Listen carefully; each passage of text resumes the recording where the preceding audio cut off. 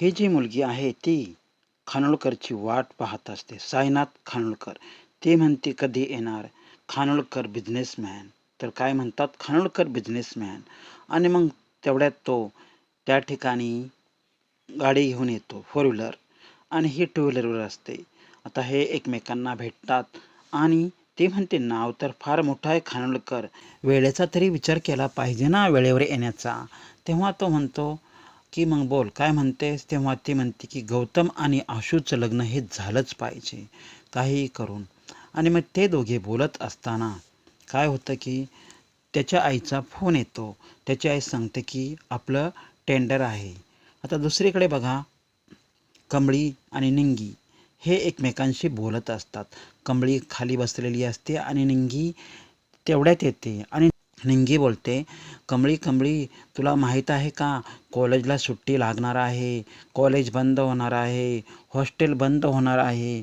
आता आपली खाण्याची पण मुसीबत होणार आहे. कारण की जर कॉलेजला सुट्टी लागली, हॉस्टेलला सुट्टी लागली तर आपण खाणार काय? आपण गावाला जाऊया. तेव्हा कमळी म्हणते, खाण्याचा प्रश्न तुझा आहे, माझा नाही. कारण की तुला जास्त भूक लागते. तेव्हा निंगी म्हणते, का तू काहीच खात नाही का? तेव्हा कमळी म्हणते, खाते ना. पण निंगी बोलते, आपण गावी जाऊया. तेव्हा कमळी बोलते, गावाला जाण्यासाठी काय बस माझ्या बाची आहे की ट्रेन तुझ्या बाची आहे? आणि मग कमळी सांगते की मी तोच विचार करत आहे. मी हा विचार तुझ्या आधीच केला आहे. कारण की बघ मला आहे ना आता अप्रेंटिस करणं गरजेचं आहे. कारण पेपरमध्ये बातमी आलेली आहे विद्यार्थ्यांसाठी अप्रेंटिस. मी प्रथम जॉब शोधते. त्यावर निंगी म्हणते मला पण बघ ना जॉब. मग कमळी म्हणते प्रथम माझं तर हो दे मग तुला शोधते. आता ह्या दोघी बोलत असताना तेवढ्यात त्या ठिकाणी ऋषी सर येतात आणि ऋषी सर म्हणतात काय चालू आहे? तेव्हा कमळी म्हणते की आम्ही अप्रेंटिस मार्फत जॉब शोधत आहे. म्हणजे आम्हाला अप्रेंटिस करता येते ना? हो सर म्हणतात. मग त्यासाठी पेपरला जाहिरात आली आहे म्हणून मी इंटरव्ह्यूला जात आहे. मग ऋषी सर म्हणतात की तुला जायला उशीर होईल मी तुला सोडतो. तेव्हा कमळी म्हणते ठीक आहे. त्यानंतर इकडे बघा ही तेजस्विनी तिची सहकारी असते. तेजस्विनी बोलते की आपल्याला काही करून हे टेंडर भेटलंच पाहिजे. आपण वेळेवर गेलं पाहिजे आणि टेंडर घेतलं पाहिजे. तेव्हा तिची जी सहकारी असते ती पाहते मोबाईलवर.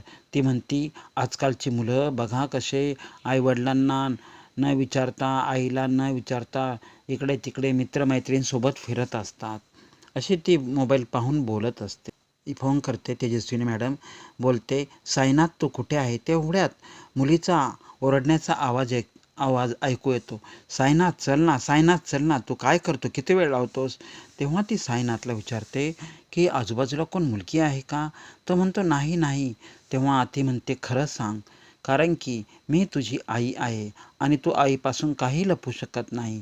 कारण की मला मुलीचा आवाज येतो. तुझ्या आजूबाजूला मुलगी आहे आणि तू इथेच कुठेतरी आहे का? कारण की त्या मुलीचा आवाजसुद्धा मला इथे येतोय.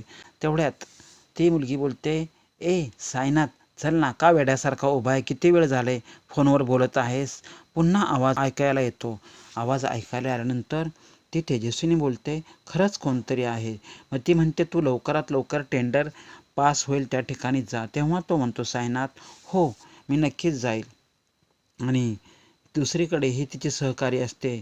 ती म्हणते बाई बाई बाई बाई आजकालची मुलं फारच विचित्र आईवडिलांना न विचारता मुलीसोबत फिरत असतात. आता दुसऱ्या चित्रात बघा ऋषी हा कमळीला घेऊन नोकरीसाठी जात आहे आणि गेलेला आहे. गेल्यानंतर तिथे ते बिल्डिंग शोधतात आणि इथे काय होतं की ऋषी सरांना फोन येतो. ऋषी सरांना आईचा फोन येतो. ती सांगते की नयनतारा सांगते की आपल्याला हे टेंडर भेटणारच आहे. आणि ते टेंडर जेव्हा पेपर बघते तेव्हा ती म्हणते साहेबा साहेबा तुला समजत का नाही की पेपर व्यवस्थित सिक्वेन्सनुसार ठेवावे? तेव्हा साहेबाला घाम फुटतो. आणि इकडे हा जो रोहित असतो तो म्हणतो तू मला का नाही पाठवलं टेंडर पास करण्यासाठी? त्याला का पाठवते? तुला माझ्यावर भरोसा नाही का? तर ती नयनतारा म्हणते की ऋषीचं हे पहिलंच टेंडर आहे त्यामुळे मी एक्साइटमेंट आहे. आणि रोहितला वाटतं की ते टेंडर पास होऊ नये. तर रोहित ह्या सगळे प्रयत्न करत असतो. नयनतारा फारच खुश असते कारण की ऋषीचं पहिलंच टेंडर असतं आणि हा ऋषी दुसरीकडे गुरफटलेला असतो. बघा इंडस्ट्रीजमध्ये कमळी इंटरव्ह्यूला जात असते तेव्हा तिच्यासमोरून एक रिक्षा जाते आणि रिक्षा थांबते. रिक्षा थांबल्यानंतर पेपर तिच्या हातातून पडतात. जेव्हा ती रिक्षा पुढे जाते तेव्हा पेपर तिच्या हातामधून पडतात आणि ते पेपर जमा करत असते. आता पेपर जमा केल्यानंतर ऋषी पाहतो की ही इंटरव्ह्यूला गेली आहे आणि नयनताराने सांगितलेलं असतं आहे की तू 10 मिनिटात तिथे ये. तर आता ऋषी सर वेळेवर पोहोचणार का तेजस्विनीला टेंडर भेटणार की नयनताराला? हा महत्त्वाचा आजचा हा भाग आहे. तरी नवीन असतील तर लाईक शेअर आणि सबस्क्राईब करा. Thank you so much. आभारी आहे. पुन्हा भेटूया पुढच्या भागामध्ये.